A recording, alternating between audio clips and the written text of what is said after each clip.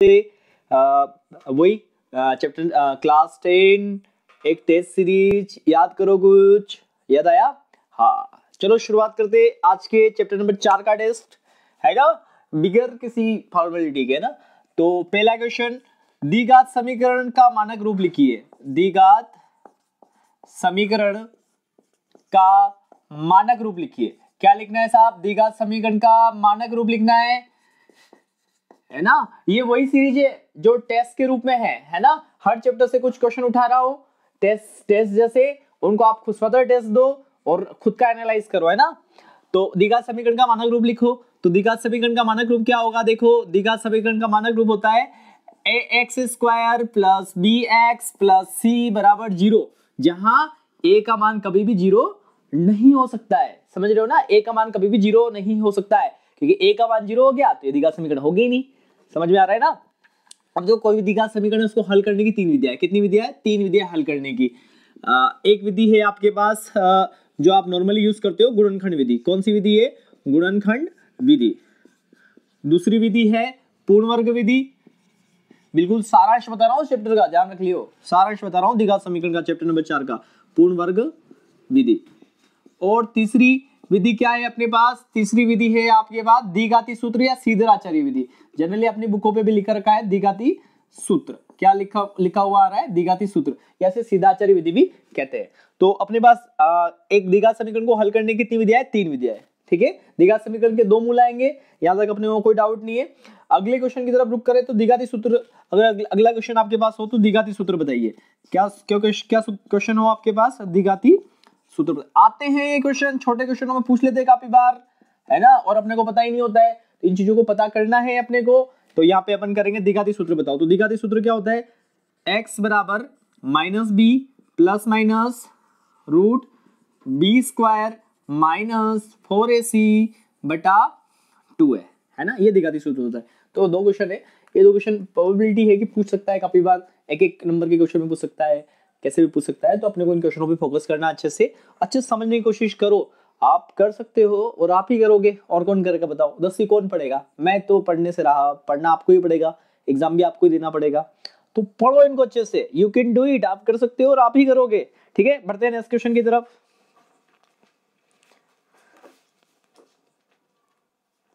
इस क्वेश्चन को अपने को सोल्व करना है। क्या है? 2x² + x - 6 = 0 के मूल ज्ञात कीजिए। अपने को यहाँ तो ये तो बोल नहीं रखा है कि कौन सी विधि से करूं, द्विघात समीकरण से करूं, सीधाचार्य विधि से करूं, या गुणनखंड विधि से करूं।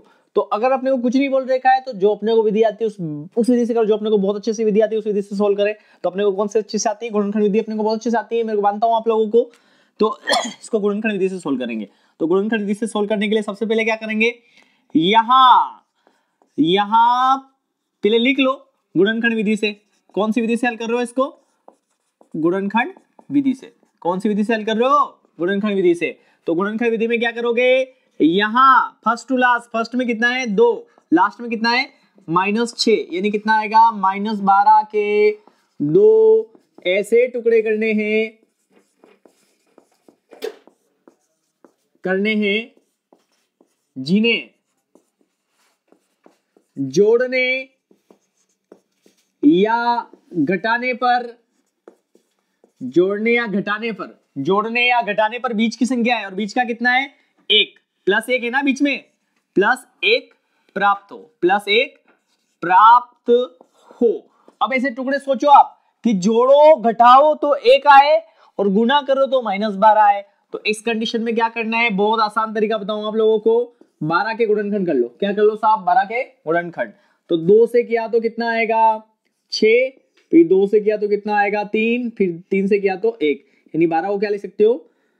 अगर गुणनखंड की बात करो तो 12 को क्या लिख सकते हो? एक तरह से आप या तो 4 × 3 लिख सकते हो, 4 × 3।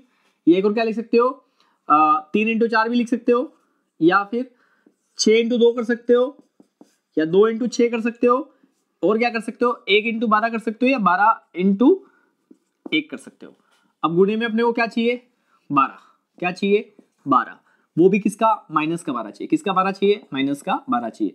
अब देखो, या तो एक माइनस करनी पड़ेगी। अगर गुणा करने में माइनस का चाहिए तो एक संख्या माइनस की होगी। ये माइनस, ये माइनस, ये माइनस, ये माइनस, ये माइनस चल जाएगा। अब इस पे टेस्ट लगाए, गुणा करने पे -12 आ रहा है, माइनस प्लस का गुणा होगा तो माइनस आएगा, 4 का 3 12 होगा। अगर इसको जोड़ बाकी पे फॉर्म में लिखो तो -4 + 3 कितना आएगा, -1 आएगा। लेकिन अपने को किसका चाहिए, +1 चाहिए, ये संभव नहीं है। इसको चेक करो, -3 का +4 से गुणा करेंगे तो -12 आ जाएगा, और -3 + 4 करेंगे तो कितना आ रहा है, +1 आ रहा है। हाँ ये संभव है। तो अपने अभिष्ट टुकड़े क्या हो जाएंगे, ऐसे टुकड़े क्या हो जाएंगे, अभिष्ट टुकड़े अपने हो जाएंगे -3 व +4, -3 व +4। यहाँ तक समझ में आ रहा है ना आप लोगों को?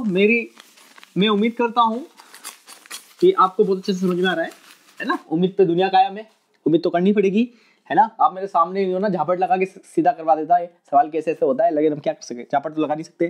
वैसे झापट लगाना सरकार ने मना कर दिया कि झापट लगाना नहीं बच्चों को, ठीक है। तो अब इस टुकड़े क्या होंगे, -3 व 4। तो लगाओ, कैसे लिखेंगे अब इसको, 2x², और इस x का टुकड़ा क्या किया अपन ने, -3 व 4। तो इस x को x ना लिख के अब क्या लिखेंगे, -3x + 4x, और पीछे क्या बचा, -6 = 0। अब देखो क्या करेंगे, यहां से क्या कॉमन लेंगे, क्या कॉमन मतलब क्या दिख रहा है दोनों में, उभयनिष्ठ। तो यहाँ पे भी x दिख रहा है, यहाँ पे भी x दिख रहा है, तो दोनों में क्या कॉमन लिया मैंने, x लिया। सॉरी, x कॉमन लिया मैंने। तो देखो x जैसे ही कॉमन लिया तो क्या आया कि यहां से x बार चला गया तो क्या बचा यहाँ पे 2x, और यहां से x बार गया तो क्या बचेगा, 3 बचेगा, प्लस यहाँ पे क्या कॉमन लूंगा, 2। तो यहाँ पे 4x में 2 कॉमन लिया तो क्या बचेगा, 2x, और -6 में 2 कॉमन लूंगा तो क्या बचेगा, 3, बराबर कितना आया, 0। तो अब कितना आ जाएगा आपके, देखो अब 2x - 3 यहाँ पे भी है, यहाँ पे है, इसका मतलब सवाल यहाँ था क्या अपना सही है। अब देखो ये दोनों टर्म्स में आ रहा है, मतलब दोनों पदों में आ रहा है, तो ये बाहर ले लो, मतलब कॉमन ले लो। 2x - 3 कॉमन लिया तो यहाँ क्या बचेगा, x, और यहाँ क्या बचेगा, 2, बराबर क्या है, 0। अब दो संख्या का गुणा हो रहा है और बराबर 0 आ रहा है, इसका मतलब क्या है, या तो पहली संख्या 0 है, या दूसरी संख्या 0 है, या दोनों संख्या क्या है, 0। तो अपन दोनों संख्या को क्या मान लेंगे, 0 मान लेंगे, क्योंकि गुणा होकर 0 आ रही है। तो क्या लिखेंगे, 2x - 3 = 0, या x + 2 = 0। तो ये कितना हो जाएगा, 2x - 3 बराबर के उधर गया तो +3, या इधर से x = +2 उधर गया तो -2। तो ये क्या मिल जाएगा आपको, x = 2 गुणे में तो बटे में चला जाएगा 3/2, और यहाँ पे x = -2 आई है आपके। अतः क्या याद करना है, मूल। अतः समीकरण के मूल, और मूल क्या मिला आपको, 3/2 व -2 है, ठीक है। समझ में आया। अब नेक्स्ट सवाल की बात करते हैं। देखो अगला क्वेश्चन क्या है, 1/x - 2 = 3 के मूल द्विघाती सूत्र से ज्ञात कीजिए, है ना। बहुत आसान है। पहले क्या करेंगे, इसको द्विघाती समीकरण बनाएंगे, तो क्या लघुत्तम लेंगे, x व x - 2। तो लघुत्तम क्या लेंगे, x × x - 2। ऐसे करेंगे ना, जब दो आपस में अगर अभाज्य संख्या होती है तो दोनों को गुणा करके लघुत्तम में ले लेते हैं, तो अपन भी ऐसे ही करते हैं। x का भाग x में दिया कट गया, क्या बचा, x - 2, x - 2 का x से गुणा किया तो क्या बचेगा, x - 2। अब ये माइनस x - 2 का इसमें भाग दिया, x - 2 कट गया, क्या बचा, x का x से गुणा करेंगे तो x, बराबर क्या बचा, 3। यहां तक मेरे हिसाब से कोई डाउट नहीं, आपको क्लियर है यहाँ तक। आगे देखिए, अब इस कोष्टक को खोल लो, ऊपर वाले को, x - 2 - x। अब कुछ नहीं, उसके नीचे क्या मानेंगे, 1। अब इसका गुणा करोगे तो क्या आएगा, x² - 2x। यहाँ पे भी कोष्टक खोला, x का x से गुणा x², और x का -2 से होगा तो -2x, बराबर क्या बचा आपके सामने, 3/1। क्लियर है, समझ में आ रहा है, धीरे से समझा रहा हूं, समझ लो, है ना। आगे देखो, अब देखो x से x क्या हो जाएगा, कट जाएगा, क्योंकि प्लस का माइनस का आपस में कट जाएगा। तो ऊपर क्या बचा, -2, और नीचे क्या बचा, x² - 2x = 3/1। व्रजगुणा नाम सुना है, क्रॉस गुणा, व्रजगुणा। एक का गुणा इससे हो जाएगा, इसका गुणा इससे हो जाएगा, तो कर लो साहब, इसका गुणा इससे, इसका गुणा इससे। -2 का गुणा 1 से हुआ तो -2 ही रहेगा, इसका गुणा इससे करेंगे तो, चाहो तो 1 लिख लो गुणा करके, ठीक है। समझ में आ रहा है। इसको सोल्व करें तो क्या आएगा, -2 बराबर ये क्या आ जाएगा, 3x² - 6x। सबको बराबर के उधर ले जाए तो क्या आ जाएगा, 0 बराबर 3x² - 6x, -2 उधर गया तो प्लस का 2, ठीक है। अब इसको अरेंज कर ले व्यवस्थित, 0 उधर भेज दे, बाकी सब इधर ले आए तो 3x² - 6x + 2 बराबर 0। अब इसको हल कौन सी विधि से करना है, इसका हल आपको द्विघाती सूत्र की विधि से करना है। कौन सी विधि से करना है, द्विघाती सूत्र से। तो किसी का द्विघाती सूत्र से हल करने से पहले अपने को क्या करना पड़ेगा, मानक रूप से तुलना करनी पड़ेगी। तो इसको इक्वेशन नंबर 1 ले लो। अब क्या लिखेंगे, इक्वेशन नंबर 1 की मानक रूप, द्विघाती समीकरण का मानक रूप क्या है? द्विघाती समीकरण के मानक रूप, मानक रूप होता है ना, जानते हो आप लोग सब मानक रूप। मानक रूप क्या है? X square plus b x plus c बराबर 0 से तुलना करेंगे। क्या करेंगे? तुलना करेंगे तो ए का मान कुछ आएगा, बी का मान कुछ आएगा, सी क्या आएगा मान? देखो एक्स स्क्वायर को छोड़ के सब क्या है? ए है, तो यहाँ एक्स स्क्वायर को छोड़ के क्या है? 3, तो ए का मान कितना है? 3। यहाँ पे देखो एक्स को छोड़ के सब क्या है? बी, यहाँ पे एक्स को छोड़ के क्या है? -6, तो बी का मान कितना है? -6। अब सी क्या है? जो उसके बाद जो अचर पद है, तो सी कितना है? 2 + 2, तो अपना सी का मान कितना है? 2। अब आप बताओ द्विघाती सूत्र क्या है आपके पास?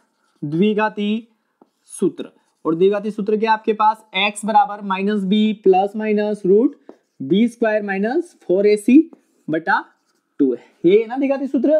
हाँ, अच्छे से याद कर लो इसको, मान रखो x बराबर क्या आएगा? -b का मान कितना है? -6, तो ये -6।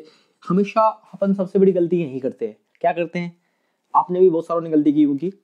अब देखो ये खुद माइनस, ये देखो सूत्र में माइनस है और b खुद माइनस है, तो ये -6। अपन क्या करते हैं? दोनों में से एक माइनस लगा लेते हैं और सवाल पूरा गलत कर देते हैं। इस चीज का विशेष ध्यान देना है। सूत्र में भी माइनस है और b खुद भी माइनस है, तो दोनों को अलग अलग इंडिकेट करना है। और एक आदत डालो कि जो माइनस की संख्या उसको कोष्टक में लिखने की आदत डालो, तो बहुत सारी चीजें अपने आप सही हो जाएगी आपकी, है ना। प्लस माइनस बी की वैल्यू कितनी है? -6, इसका स्क्वायर तो इसका भी स्क्वायर, -4। ए का मान कितना है? ए का मान 3, सी का मान कितना है? 2। अरे पढ़ा करो, थोड़ा पढ़ नहीं रहे हो आप लोग, है ना। पढ़ा करो, जोश न डालो अपने अंदर पढ़ने का। You can do it. 2, ए की वैल्यू कितनी है? 3। अब देखो आगे क्या जाएगा? x बराबर माइनस माइनस क्या हो जाएगा? प्लस हो जाएगा। देखो माइनस माइनस गुणा होकर क्या होता है? प्लस हो जाता है। नहीं समझ आया? मेरे क्लास है ना चीनों की समझ वाली, तो देख लो, ठीक है। अब ये क्या हो जाएगा? प्लस माइनस -6 का स्क्वायर कितना होता है? 36 माइनस 4 तिया 12, 12 दूनी 24 बटा 3 दूनी 6। तो इसको क्या लिखोगे? x बराबर 6 प्लस माइनस 36 में से 24 गया, कितना बचेगा? 36 में से 24 गया तो 12 बचेगा बटा 6। अब 12 को क्या लिख सकते हो? देखो 12 को लिख सकते हो, 12 का 2 से किया तो 6, फिर 2 से किया तो 3 और 3 से किया तो 1, तो 12 को क्या लिख सकते हो? यहीं से कंटिन्यू करते हैं। 6 प्लस माइनस 12 को लिख सकते हैं 2 × 2 × 3 बटा 12 है ये, 6 है ये, सॉरी 12 नहीं। यहाँ तक समझ में आ रहा है ना? अब देखो क्या होगा? 6 प्लस माइनस ये 2 जोड़ा बन गया, बाहर निकल गया, अंदर क्या बचा? √3 बटा क्या बचा है? 6। यहाँ तक समझ में आ रहा है ना आप लोगों को? अपन x बराबर 2 कॉमन लिया मैंने, तो क्या बचेगा? इधर 3 और इधर क्या बचेगा? √3 बटा कितना है? 6 कटा एक बार, ये कितनी बार आ जाएगा? 3 बार। अब आगे क्या करेंगे? 3 और √3, इसमें क्या कॉमन ले सकता हूं मैं? √3 कॉमन ले सकता हूं, तो यहाँ क्या बचेगा? देखो 3 में 3 क्या लिख सकते हैं? 3 को क्या लिख सकते हैं आप? 3 को लिख सकते हो √3 × √3, तो एक √3 बाहर ले लिया तो अंदर √3 ही बचेगा, और ये √3 बाहर चला गया तो 1 बटे में क्या है? 3। अब 3 को क्या लिख सकते? ये 3 को क्या लिख सकते हो आप? √3 × √3 लिख सकते हो ना। 3 को क्या लिख सकते हो? √3 × √3। एक √3 से एक √3 कैंसिल कर गया, तो आपके पास क्या बचा? ये प्लस माइनस है ना, प्लस माइनस क्या बचेगा आपके पास? √3 प्लस माइनस 1 बटा √3, ये बचेगा ना। अब एक बार प्लस का चिन्ह ले लो और एक बार किसका चिन्ह ले लो? माइनस का चिन्ह ले लो। तो प्लस का चिन्ह लिया तो क्या है आपका? x बराबर √3 + 1 बटा √3। एक बार माइनस का चिन्ह लिया तो क्या है आपके? x बराबर √3 - 1 बटा √3। तो ये भी आपके आंसर, ये भी आपके आंसर। समझ में आ रहा है ना? सवाल थोड़ा ट्रिकली है, लेकिन एक बार समझने की कोशिश करो, समझ में आ जाएगा। ठीक है, नेक्स्ट सवाल देखते हैं अपन।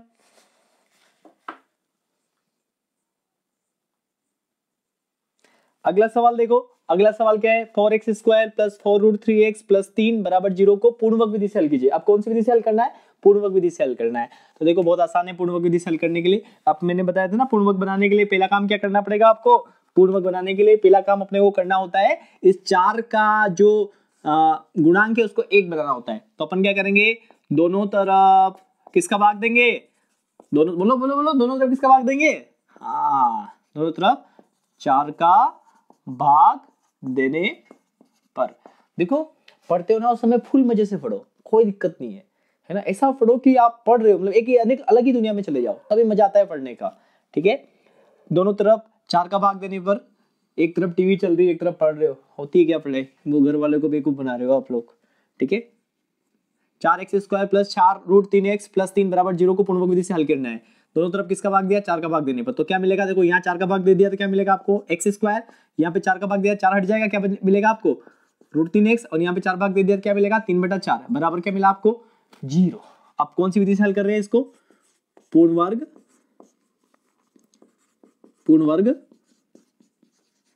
विधि से। कौन सी विधि से हल कर रहे हैं इसको, पूर्णवर्ग विधि से। तो पूर्णवर्ग विधि के लिए क्या करते हैं इसका तरीका है, पूर्णवर्ग बनाने के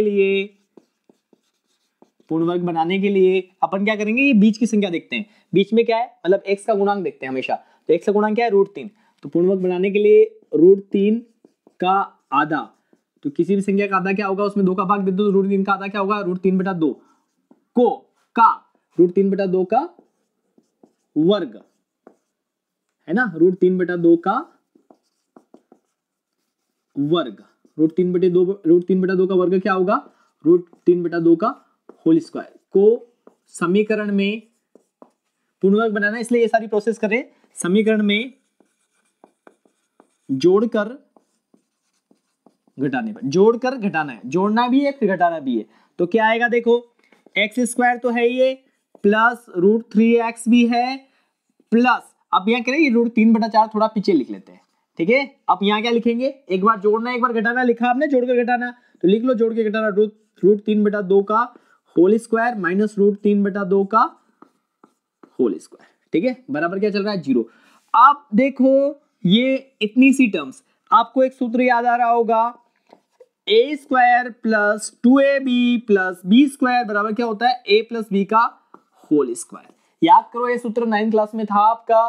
ठीक है, तो इस सूत्र को अच्छे से देखो, इसका ये ऐसा सूत्र होता है, इसको अपन ने उल्टा सीधा कोई सब सूत्र लगा सकते हैं अपन, तो इसको इधर से इधर रिवर्स में लगा रहे हैं। तो क्या होगा देखो, a का मान कितना है आपके पास, a का मान x है और b का मान कितना है √3/2, तो सूत्र में मान रखा तो क्या आएगा, ये देखो इस पूरी टर्म्स को मैं क्या लिख सकता हूँ ऐसे, मतलब क्या लिख सकता हूँ x प्लस √3/2 का होल स्क्वायर लिख सकता हूँ, ऐसा लिख सकता हूँ। फिर क्या बचा अपने पास, ये पूरी टर्म्स हो गई, तो यहाँ पे क्या बचा, ये वाली टर्म्स √3/2 का होल स्क्वायर प्लस 3/4 बराबर 0। तो ये क्या आ गया देखो, x प्लस √3/2 का होल स्क्वायर, अब √3 का माइनस √3 का होल स्क्वायर क्या होता है 3, और 2 का स्क्वायर क्या होता है 4, प्लस 3/4 बराबर कितना आ गया 0। देखो 3/4 आपस में कैंसिल हो जाएगी, क्यों होगी साहब कैंसिल, क्योंकि दोनों क्या है, एक प्लस की वैल्यू एक माइनस की वैल्यू, और दोनों बराबर वैल्यू है, तो दोनों क्या हो गई 0 हो गई, बराबर कितना है 0। तो ये खत्म हो गया पूरा, आपके पास क्या बचा, x प्लस √3/2 का होल स्क्वायर बराबर कितना बचा 0। यहां तक मेरे हिसाब से आपको कोई डाउट नहीं है। इसके बाद देखो, इसके बाद अपन क्या करेंगे, बराबर में 0 है तो इसके 2 बराबर मूल होंगे, हमेशा ध्यान रखना, अगर इस स्क्वायर के बराबर में अगर 0 आ गया सीधा, इस द्विघात सूत्र में से स्क्वायर के बराबर में सीधा 0 आ गया, तो इसके 2 बराबर मूल विद्यमान होंगे। यहां चाहो तो लिख लो 2 बराबर मूल विद्यमान होंगे, है ना। तो अब आगे इसको सोल्व करें, तो आगे सोल्व करेंगे तो क्या आएगा देखो, x, अब देखो x प्लस √3/2 ई स्क्वायर 0 पे लगेगा तो 0 का कोई मतलब ही नहीं, तो हट जाएगा सीधा स्क्वायर, तो क्या बचेगा x प्लस √3/2 बराबर 0। देखो ये स्क्वायर सीधा कैंसिल हो जाएगा, है ना, 0 आ गया सामने, तो क्योंकि उसके ऊपर लगेगा तो कोई महत्व नहीं रहेगा उसका। तो ये x बराबर प्लस का उधर गया तो माइनस का √3/2, और जब ऐसे सीधे 0 मिल रहा तो 2 बराबर मूल होंगे, तो अतः मूल क्या मिला आपको, माइनस √3/2 व माइनस √3/2। ये विभक्ति का रूप होता है जो अपन आगे सवालों में पढ़ेंगे, जब क्या होता है कि 3 प्रकार के विभक्ति का रूप होते हैं, तो जब इसका b² माइनस 4ac का मान 0 आ जाता है ना, तो बराबर मूल होंगे। और यहाँ पे तो पूर्णवर्ग विधि में समझने वाली बात है कि जब इसका स्क्वायर करने के सामने अगर 0 आ जाता है ये सीधे, और कुछ संख्या नहीं रहती है और सीधा 0 रहता है, इसका मतलब 2 बराबर वास्तविक हल विद्यमान होंगे इसके। ठीक है, तो यहाँ तक आपको समझ में आया होगा आई होप। अगला सवाल देखते हैं अपन। अगला क्वेश्चन देखो, दो ऐसी क्रमागत विषम धनात्मक पूर्णांक ज्ञात करो जिनके वर्गों का योग 290 हो। यहाँ पे सबसे इंपॉर्टेंट थॉट क्या है, सबसे इंपॉर्टेंट थॉट इसमें लाइन है वो ये लिख रखी है, क्रमागत फिर विषम फिर धनात्मक फिर पूर्णांक। एक बात बताओ, छोटी सी बात बताओ कि कोई भी संख्या विषम संख्या होगी और क्रमागत मतलब एक के बाद एक और फिर धनात्मक है तो आप क्या लिखोगे, कोई सी संख्या जैसे 1 3 5 7 यही चलेगी। क्रमागत मतलब एक के बाद एक, ये अगर पहली एक क्रमागत संख्या तो अगली कौन सी होगी, ये अगर पहली एक क्रमागत संख्या तो अगली कौन सी होगी, इन दोनों में अंतर कितना है 2 का। इससे साफ सी बात अपने सामने आ रही है कि एक क्रमागत संख्या, एक संख्या के बाद अगली क्रमागत विषम संख्या कब आएगी, जो इसमें क्या जोड़ दे 2 जोड़ दे, क्या जोड़ दे 2। तो इस सवाल में अपन क्या माना, पहली धनात्मक पूर्णांक या पहली विषम संख्या, पहली विषम धनात्मक पूर्णांक, पहली विषम धनात्मक पूर्णांक क्या मान ले अपन x, तो दूसरा क्रमागत विषम पूर्णांक क्या होगा भाई, पहली x है तो उसमें क्या जोड़े कि अगला मिल जाए। देखो अगर पहली 1 मानी तो इसमें क्या जोड़े कि अगली विषम पूर्णांक मिल जाए तो 2 जोड़ेंगे। अगर पहली 7 मान ली तो इसमें क्या जोड़े कि अगली क्रमागत विषम पूर्णांक मिल जाए, तो इसमें अगर 2 जोड़ेंगे तो अगली क्या मिल जाएगी 9। तो पहली x है तो अगली क्या होगी x प्लस 2। यहां तक कोई डाउट, कोई डाउट नहीं साहब, कोई डाउट नहीं है ना, कोई डाउट नहीं है, कोई डाउट नहीं है। तो आगे बढ़े, आगे क्वेश्चन में क्या बोल रहा है अपने को, क्वेश्चन में बोल रहा है कि इनके वर्गों का योग 290 है ना। तो प्रश्नानुसार दोनों क्रमागत विषम पूर्णांकों के वर्गों का योग, वर्गों का योग कितना है 290। तो देखो x का वर्ग क्या होगा, ये पहली संख्या का वर्ग ये होगा, दूसरी संख्या का वर्ग क्या होगा x प्लस 2 का होल स्क्वायर बराबर कितना है 290। सूत्र याद करो इसके लिए, एक सूत्र है आपके पास है ना, बहुत सूत्र याद करवाता हूं मैं। a प्लस बी का होल स्क्वायर बराबर क्या होगा a square plus 2ab plus B square. इस सूत्र को अपन सोल्व करेंगे तो क्या आएगा, इसको देखो ये तो ऐसा कैसा एक्स स्क्वायर आ जाएगा है ना, ये तो ऐसा कैसा क्या आ गया एक्स स्क्वायर। इस फॉर्मूले से इसको सोल्व करेंगे तो क्या आएगा, a का मान x है तो a एक्स स्क्वायर क्या आया एक्स स्क्वायर प्लस 2, a का मान x है, b का मान कितना है 2 प्लस b का स्क्वायर मतलब 2 का स्क्वायर बराबर कितना है 290। याद, कोई डाउट है, कोई डाउट नहीं है। आगे देखो एक्स स्क्वायर ये x और एक्स स्क्वायर कितना हो जाएगा 2x स्क्वायर प्लस 2 का गुणा 2 से हुआ तो 4x है ना 4x। अब देखो आगे प्लस 2 का स्क्वायर कितना होगा 4 बराबर कितना आ गया 290। तो ये क्या हो जाएगा 2x square plus 4x plus 4, 290 इधर आया तो माइनस का 290 बराबर कितना हो गया 0। तो ये कितना हो जाएगा देखो 2x स्क्वायर प्लस 4x और 4 में से 290 गए तो क्या आएगा माइनस का 286 बराबर कितना आ गया 0। कोई डाउट, कोई डाउट नहीं है। कौन सी विधि से हल करोगे, सब गुणनखंड विधि से हल करेंगे तो करो साहब गुणनखंड विधि से हल, कोई सी विधि से हल करो, अपने को कोई दिक्कत है, आपको सारी विधि आती है ना। मान लेते हैं ऐसे कि आपको सारी विधि आती है, रियलिटी तो आपको पता है अपनी, मेरी पता है मेरे को कि मेरे को कितनी विधि आती है, आपको कितनी विधि आती है, ठीक है। तो गुणनखंड विधि से देखो पढ़ लो अच्छे से, फिर बोल रहा हूँ कोई सोल्यूशन नहीं है, कोई विकल्प नहीं है, समझ रहे हो ना, पढ़ना ही पड़ेगा गुणनखंड विधि से। तो गुणनखंड विधि से हल करेंगे तो क्या करेंगे, यहाँ फर्स्ट में क्या है 2, लास्ट में कितना है माइनस का 286 तो कितना हो जाएगा 6 दूनी 12 हासिल 1 8 दूनी 16 और 1 17 हासिल 1 2 दूनी 4 और 1 5 572 और वो भी किसका माइनस का है ना, माइनस का 572 के 2 ऐसे टुकड़े करने हैं, टुकड़े करने हैं जिन्हें जोड़ने या घटाने पर बीच x का गुणांक 4 प्राप्त हो, है ना। क्या होगा सोचो, क्या होगा सोचो सोचो, गुणा करने पे तो माइनस का 572 आना चाहिए और ये ऐसा करने पे प्लस का 4 आना चाहिए। ऐसी कंडीशन में ज्यादा सोचने नहीं है। 572 के टुकड़े कर लो, तो 572 के टुकड़े करो। 572 का 2 से क्या तो 2 दूनी 4, 8 दूनी 16, 6 दूनी 12, फिर 2 से क्या तो 2 एकम 2, 4 दूनी 8, 3 दूनी 6, फिर किससे होगा 2 से क्या 2 दूनी 4, 8 दूनी 16, 6 दूनी 12, फिर 2 से क्या 2 एकम 2, 4 दूनी 8, 3 दूनी 6। अब 143 में किसका जाएगा भाग? 2 का जाता नहीं है, 3 का जाएगा नहीं, 4 का जाएगा नहीं, 5 का 7 का देखो जाएगा नहीं, 8 का 9 का 10 का 11 का लगाओ। 11 कम 11, 11 का जा रहा है ना, 11 कम 11 कितनी बार जाएगा? 11 कम 11 3 बचा, 11 33, फिर 13 से एक बार। अब आपके पास क्या पॉसिबिलिटी है 572 के लिए?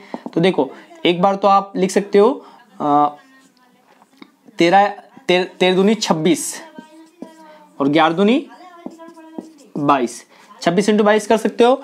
अब देखो गुणा करने पे माइनस चाहिए, मतलब एक संख्या माइनस की होगी और जोड़ बाकी करने पे प्लस की चाहिए। हमेशा याद करना, गुणा करने पे माइनस की चाहिए और जोड़ बाकी करने पे प्लस की चाहिए, तो बड़ी संख्या हमेशा प्लस की होगी। तो ये 26 किसका होगा? माइनस का होगा। तो अपने मिल गया 20 टुकड़े। तो 20 टुकड़े क्या मिले अपने को? 20 टुकड़े मिले अपने को, क्या मिले? प्लस का 26 व माइनस का 22 है ना। प्लस का 26 और माइनस का 22 मिल गया। अब इसको आगे सोल्व करें अपन। देखो आगे सोल्व करते हैं। क्या सोल्व करेंगे आगे? इसको आता है ना आपको अच्छे से? हाँ देखो बहुत अच्छे से आता है आपको। आगे इसको सोल्व करूं तो मैं क्या लिखूंगा? 2x स्क्वायर, इस 4x की जगह क्या लिखूंगा? प्लस का 26x माइनस का 22x, प्लस का 26x माइनस का 22x, और फिर क्या है बचा है आपके पास? माइनस का 286 बराबर 0, माइनस का 286 बराबर 0। ये सही है 22 और 26, 572 हाँ बिल्कुल सही है, बराबर 0। तो अब देखो यहां से क्या करोगे? 2 लघुत्तम लोगे, कॉमन लोगे, सर लघुत्तम नहीं 2 कॉमन लोगे, तो यहां क्या बचेगा? x और यहां क्या बचेगा? प्लस का 13। अब ये हो गया। अब इसमें -22x कॉमन लोगे। क्या लोगे? -22x नहीं, -22 ही कॉमन लोगे क्योंकि x उधर है नहीं, तो यहाँ x निकल जाएगा। -22x कॉमन लिया तो -22 बाहर निकल गया, तो यहाँ प्लस का x बचा। अब यहाँ -22 का भाग दो, 22 से कम 22 कितना बचा? 6, 22 66 है ना। तो 1 और 3 किसका आएगा? माइनस तो पूरा बाहर निकल गया, तो क्या मिला यहाँ पे? प्लस का 13। क्या मिलेगा आपको? प्लस का 13 बराबर 0। देखो ये टर्म्स और ये टर्म्स बराबर है, मतलब अपना सवाल यहाँ तक क्या है? सही है। अब देखो क्या कॉमन लेंगे? यहाँ पे x भी कॉमन लिया है ना आपने, 2x कॉमन लिया है ना, थोड़ा कंफ्यूजन हो जाता है ना। आगे देखो, तो देखो आगे क्या करेंगे? x प्लस 13 अपन यहाँ कॉमन बाहर ले लेते हैं ना, तो यहाँ क्या बचेगा? 2x माइनस 22 बराबर क्या आ गया? 0। अब दो संख्या गुणा में होके 0, और इसका मतलब दोनों संख्या 0 है, दोनों में से एक संख्या 0 है, तो अपन दोनों संख्या 0 मान लेते हैं। x प्लस 13 बराबर 0 या 2x माइनस 22 बराबर 0। तो देखो यहां से क्या मिल जाएगा? x बराबर -13, x बराबर क्या मिला? माइनस प्लस का उधर गया -13, इधर क्या मिलेगा? 2x बराबर प्लस का 22, तो x बराबर कितना आ जाएगा? 22/2 यानी कितना आ जाएगा? 11। और ये -13 आया, अपन लिखेंगे जो कि संभव नहीं है। -13 क्यों संभव नहीं है? जो कि संभव नहीं है। और -13 क्यों संभव नहीं है? क्योंकि अपन ने क्या लिया था? धनात्मक पूर्णांक, और -13 क्या है? ऋणात्मक पूर्णांक। तो अपन लिखेंगे जो कि संभव नहीं है, क्योंकि हमें धनात्मक पूर्णांक चाहिए। कौन सा पूर्णांक चाहिए? तो -11। क्या -11 आंसर है? नहीं, अभी -11 आंसर नहीं है। अब देखो -11 आया, पहली पूर्णांक क्या मानी थी? x, जो कितना मिला? 11। तो अपना पहला आंसर, पहला पूर्णांक क्या होगा? 11। तो अगला क्या होगा? 11 + 2 यानी कितना हो जाएगा? 13। तो अपना हल आंसर कितना आ जाएगा? 11 व 13। समझ भी रहे हो ना? तो मेरे हिसाब से ये सवाल भी बहुत अच्छे समझ में आया होगा आपको। नेक्स्ट सवाल देखते हैं अपन। देखो इस सवाल को देखो, इसमें क्या बोला गया है कि k का मान ज्ञात करना है यदि 2 बराबर मूल हो। तो एक पहले तो अपन इसकी द्विघात समीकरण के मानक रूप से तुलना करेंगे। तो द्विघात समीकरण के मानक रूप क्या होता है? ax² + bx + c बराबर 0 से क्या कर रहे हैं अपन? तुलना कर रहे हैं। क्या कर रहे हैं? तुलना कर रहे हैं। तो देखो a का मान कितना मिलेगा आपको 2, b का मान कितना मिलेगा k, और c का मान कितना मिलेगा 3, है ना। a का मान 2, b का मान k, 3 का मान c मिल गया। ये abc से तुलना कर ली। अब देखो इसने क्या बोला है, दिया है, क्या दे रखा है, 2 बराबर मूल होंगे। तो 2 बराबर मूल कौन से विविक्त कर हम जानते हैं, हम जानते हैं कि विविक्तकर रूप बी स्क्वायर माइनस 4ac बराबर 0 होगा। तो 2 बराबर मूल होंगे। भाई विविक्तकर रूप होता है, 3 विविक्तकर रूप होते हैं। अभी बताऊंगा इस सवाल के बाद। 3 विविक्तकर रूप होते हैं और वो विविक्तकर डिसाइड करते हैं कि मूलों की प्रकृति कैसी है ना। तो यहाँ पे देखो मान रख दो सारे। b का मान कितना है k, और इसका स्क्वायर तो k स्क्वायर माइनस 4, a का मान कितना है 2 और c का मान कितना है 3 बराबर कितना है 0। तो ये क्या आ जाएगा k स्क्वायर माइनस 4 दूनी 8, 8 तिया 24। एक बार और चेक कर लो, 4, a का मान 2, c का मान 3 बराबर 0, बराबर क्या है 0। तो k स्क्वायर बराबर कितना हो जाएगा, प्लस का 24 उधर गया, माइनस का 24 तो, और इधर k का स्क्वायर हटा तो 24 पे क्या लग जाएगा रूट, और 24 को क्या लिख सकते हो आप 2, 24, 12, 6, 3 ऐसे लिख सकते हो, है ना। अब देखो ये जोड़ा पूरा बाहर आ जाएगा, तो आप क्या लिखोगे k बराबर 2 रूट 6, है ना। ये आपका k का आंसर आ गया, है ना। अब देखो आपका विविक्तकर रूप क्या होते हैं, 3 विविक्तकर रूप होते हैं। b स्क्वायर माइनस 4ac अगर 0 से बड़ा है तो 2 भिन्न भिन्न वास्तविक मूल विद्यमान होंगे, वास्तविक मूल विद्यमान होंगे। अगर b स्क्वायर माइनस 4ac बराबर 0 आ जाएगा, जो अभी आया ही अपने b स्क्वायर माइनस 4ac 0, तो क्या होंगे इसके 2 बराबर मूल होंगे, 2 बराबर मूल विद्यमान होंगे, 2 बराबर वास्तविक मूल विद्यमान मूल होंगे। अगर b स्क्वायर माइनस 4ac 0 से छोटा आ गया तो कोई भी वास्तविक मूल विद्यमान नहीं होंगे, नहीं होगा, कोई भी वास्तविक मूल विद्यमान नहीं होगा, काल्पनिक मूल होगा। वो बड़ी क्लासों में देखते हैं काल्पनिक मूल भी आते हैं, लेकिन अब अपना इधर जाना नहीं है। मैंने आज चैप्टर नंबर 4 का टेस्ट के रूप में एक पूरा समरी करवाया है, चैप्टर नंबर 4। मैं उम्मीद करता हूं, है ना, आशा करता हूं, होप करता हूं, है ना, मानता हूं कि आपको ये चैप्टर नंबर बहुत अच्छे से समझ में आया होगा। आगे इसी प्रकार से और बहुत सारे वीडियो देखने के लिए आप चैनल से जुड़े। मैं यूं नहीं बोल रहा हूँ इसको सब्सक्राइब करें, लाइक करें, शेयर करें, कोई मतलब नहीं है, आप खुद समझ जाओ, बहुत बड़ी बात है ना। दूसरे को समझना होगा तो खुद समझ लेगा, ठीक है। एक बहुत इंफॉर्मेशन दे रहा हूँ कि मैं इसके साथ एक कंपटीशन एग्जाम जो CET अभी चल रही है, उसके बाद आपके पटवारी वगैरह वगैरह हुआ, उसकी क्लास भी शुरू करने वाला हूँ। तो आप ये एक बार देख के आप मेरे को रिस्पॉन्स दो कि वो शुरू करनी चाहिए या नहीं करनी चाहिए, है ना। तो देखते हैं, वो टाइम के ऊपर डिपेंड करता है। ये सीरीज जो शुरू की ना मैंने टेस्ट वाली, ये सीरीज भी मेरे किसी स्टूडेंट ने मेरे को सजेस्ट किया था कि सर ऐसा ना हो कि अपन एक टेस्ट वाली सीरीज आप अगर शुरू करो तो हमें भी बहुत फायदा होगा, और आप भी मतलब हमें आपको सीधे मतलब इतना करना नहीं पड़ेगा, बहुत सारे लोग साथ साथ में देख सकेंगे, हर साल देख सकते हैं। तो मैंने सोचा कि चलो ऐसा समरी के रूप में क्यों ना शुरू कर दी जाए। तो ये मेरे हिसाब से आपको बहुत अच्छे से समझ में आ रही होगी, तो जुड़े रहिए, ठीक है, मस्त रहिए।